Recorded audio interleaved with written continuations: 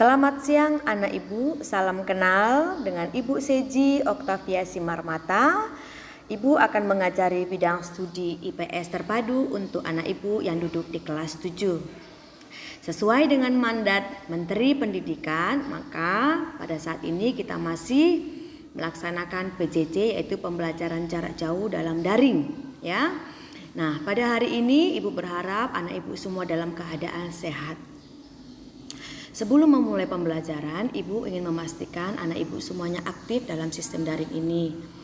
Nah, buku yang masih kita pakai itu sama seperti buku tahun lalu. Ya, kamu bisa mengusahakan buku tersebut untuk pembeliannya itu di sekolah atau kamu bisa beli di kakak kelas ya. Anak ibu yang baik, sekarang kamu bisa buka buku kamu yang pertama. Kita akan membahas pertemuan kita yang pertama. Nanti modulnya ada di dalam classroom, bisa kamu lihat, bisa kamu tulis sebagai catatan kamu, ya. Nah, pembelajaran pada pertemuan pertama ini berjudul ruang dan interaksi antar ruang. Pengertian ruang dan interaksi antar ruang. Tujuan dari pembelajaran pada hari ini adalah anak didik diharapkan dapat menjelaskan apa itu pengertian ruang, dapat menjelaskan pengertian interaksi antar ruang, dapat menjelaskan terjadinya interaksi antar ruang, dan dapat menjelaskan bentuk kondisi saling bergantung yang diperlukan untuk terjadinya interaksi antar ruang. Nah, berbicara mengenai ruang, apa yang ada dalam bayangan kamu tentang ruang? Apakah ruang kelas, ruang tamu, ruang rapat, ruang perpustakaan?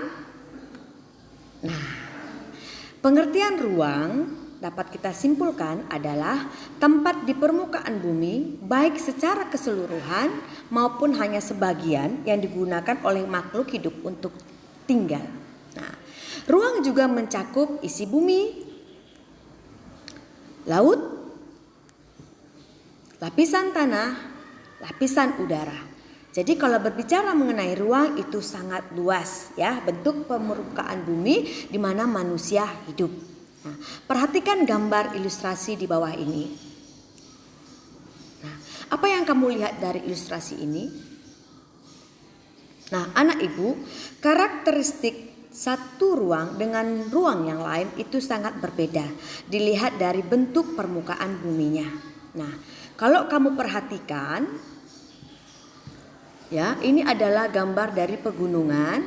Maka kalau kita lihat, kita bayangkan daerah pegunungan itu menghasilkan yang namanya buah-buahan dan sayur-sayuran ya. Karakteristik masyarakat yang hidup yang tinggal di daerah pegunungan itu berbeda dengan karakteristik wilayah yang ada di sekitar pesisir pantai yang menghasilkan yang namanya ikan. Begitu juga karakteristik masyarakat atau wilayah yang tinggal di daerah sungai dan perkotaan. Nah, pertanyaan berikutnya, apakah penyebab interaksi antar ruang? Nah, penyebab interaksi antar ruang adalah adanya perbedaan karakteristik antara wilayah A dan wilayah B. Lihat peta konsep di layar ini ya. Nah, kita akan menjelaskan ilustrasi gambar berikut ini.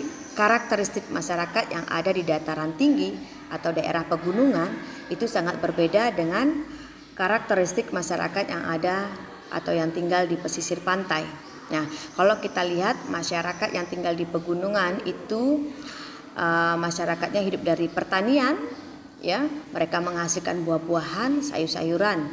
Nah, masyarakat yang tinggal di daerah pesisir pantai itu mereka biasanya nelayan dan mereka menghasilkan hasil laut.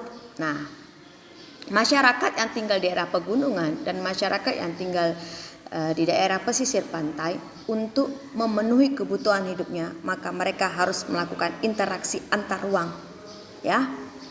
Nah, itulah yang mengakibatkan terjadinya yang namanya interaksi antar ruang, yaitu salah satu motivasinya adalah untuk memenuhi kebutuhan hidup yang berbeda dari wilayah A dan wilayah B.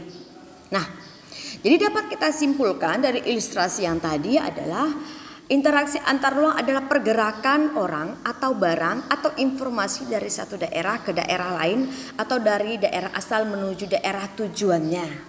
Nah, ya, interaksi antar ruang ini akan berjalan dengan baik apabila sarana dan prasarana itu baik. Contoh dari mana? Dari keadaan kondisi jalan, baik itu darat, baik itu laut, baik itu udara, ya, transportasi. Jadi medan atau kondisi wilayah itu sangat berdampak sekali dengan pergerakan orang atau barang atau informasi dari daerah asal ke daerah tujuan. Nah, ini ada peta konsep ruang dan interaksi antar ruang. Ibu Seci akan menjelaskannya satu persatu. Bentuk-bentuk interaksi antar ruang itu anak ibu ada 3. Yang pertama adalah mobilitas penduduk. Mobilitas penduduk itu adalah interaksi dalam bentuk pergerakan atau perpindahan manusia. Contohnya emigrasi, imigrasi, transmigrasi, urbanisasi, perjalanan penduduk antar wilayah, baik untuk bertujuan bekerja atau wisata. Ya, contoh mobilitas penduduk nih dari desa ke kota.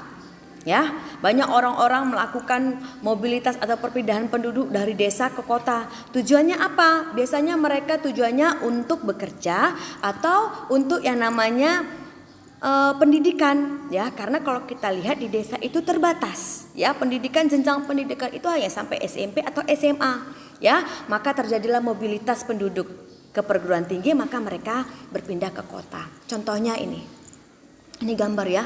Jadi kalau kita lihat ini masyarakat kota itu sarana dan prasarananya itu lengkap, ya, fasilitas di kota lengkap. Nah, kalau di desa terbatas. Nah, yang sebelahnya itu adalah gambar mudik. Banyak orang, ya, berondong mereka berangkat ke kota.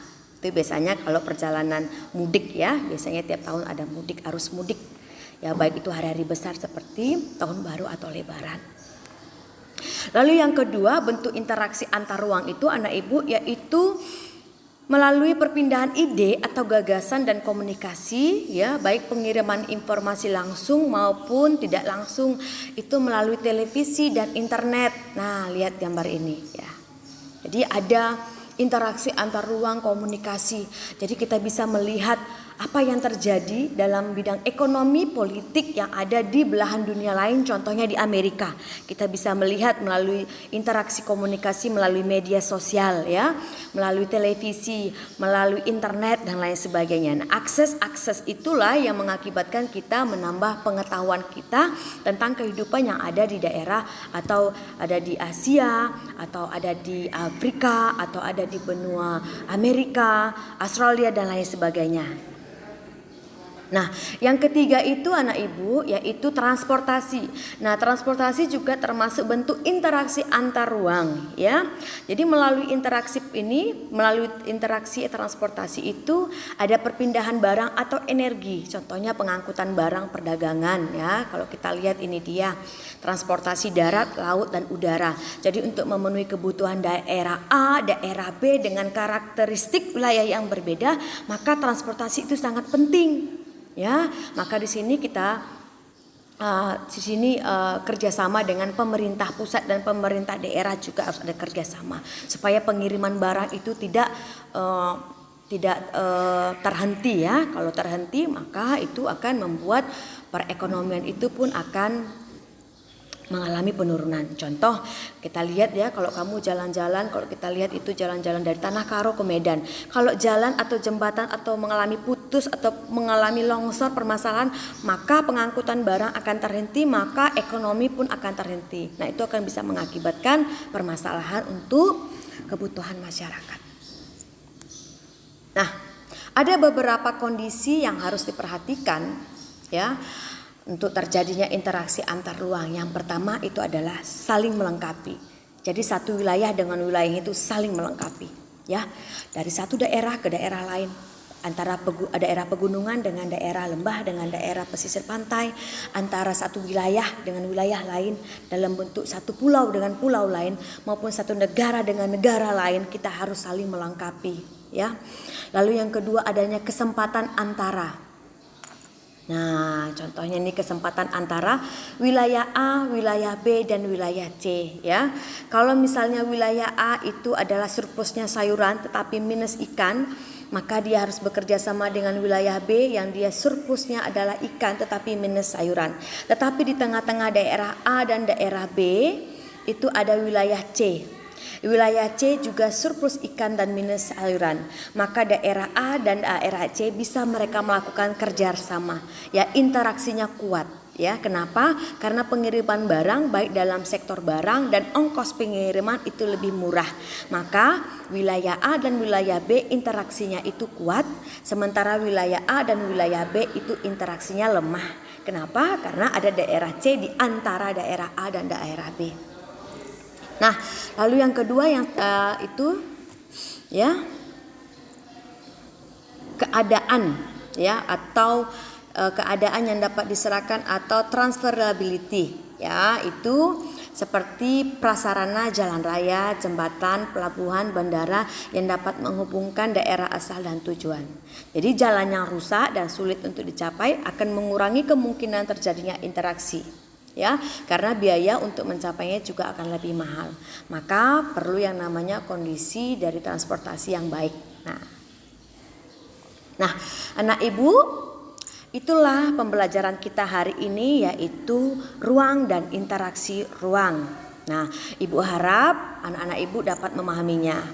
Untuk lebih pemahaman, kamu bisa membuka buku kamu di buku IPS.